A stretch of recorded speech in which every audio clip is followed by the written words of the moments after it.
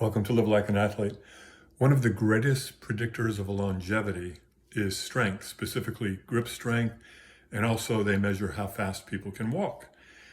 So that's all good, and that's to prevent what's called sarcopenia, meaning muscle wasting. Imagine being in a nursing home and not being able to get out in and out of a chair.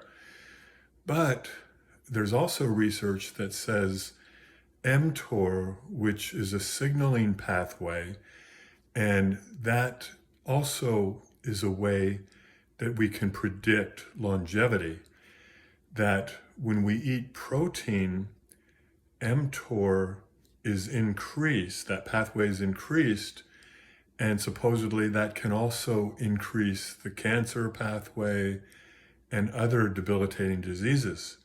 But I just want to kind of give you the good news that that's not true, that in other words, protein affects mTOR at a cellular level, a muscle cell, differently than a kidney cell or a heart cell, or I shouldn't say a heart cell, heart is a muscle, but other organs which would become cancerous.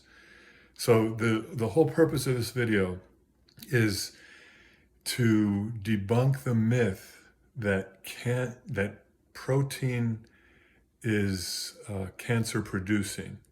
Now, admittedly, we don't want to eat more than 1 gram of protein per pound of body weight. There's no need for that. Whatever protein you eat beyond that will be broken down into either what's called gluconeogenesis, or it'll be stored as fat if you don't use it for energy or for building muscle. So don't overdose on protein.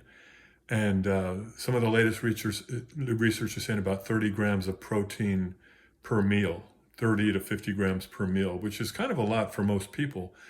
But the point is, don't be afraid of protein, especially as you get older.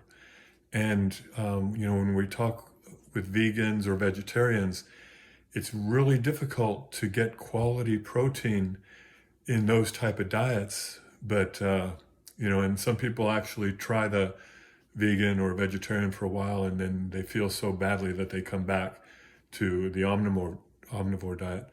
But do your own research, but just food for thought, and we'll talk to you next week.